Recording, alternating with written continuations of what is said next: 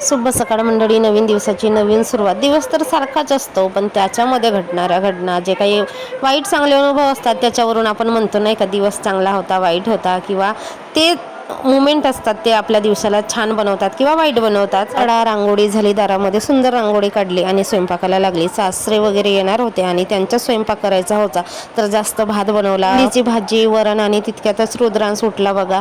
आणि रुद्रांशला मग भिजवलेले ड्रायफ्रूट होते ते दिले खायला. आणि त्याला ना 2 दिवस झाले तर सर्दी झाली. आणि त्याची सर्दी कशी आहे, असं नाकामधून पाणी गळत नाही किंवा शंभर निघत नाही, तर तो गड्यामध्ये कप बसून राहतो. मग त्याच्यासाठी खायची 2 पानं घेतली आणि पानं उकडायला ठेवली आणि तो पाणी मग त्याला प्यायला दिली. जेवण खावण करून सासरे वगैरे गेले आणि नंतर मी फ्रीज साफ करायचा होता, जो की माझा एक कामला राहिला होता लास्टचा, फ्रीज साफ करणे. तर फ्रीज साफ करून घेतला आणि फ्रीजमध्ये मी कडधान्य वगैरे ठेवते, जे की मी जास्त दिवसाच्या नंतर वापरते, अशा म्हणजे खराब होऊ नये, किडे वगैरे लागू नये याच्यासाठी फ्रीजमध्ये ठेवते. तर मग ते वगैरे सुकवून घेतले, फ्रीज छान स्वच्छ धुवून घेतला, तिथला सामान तिथेच लावला. आणि अशा पद्धतीने झाली माझी दिवाळीची पूर्णपणे साफसफाई.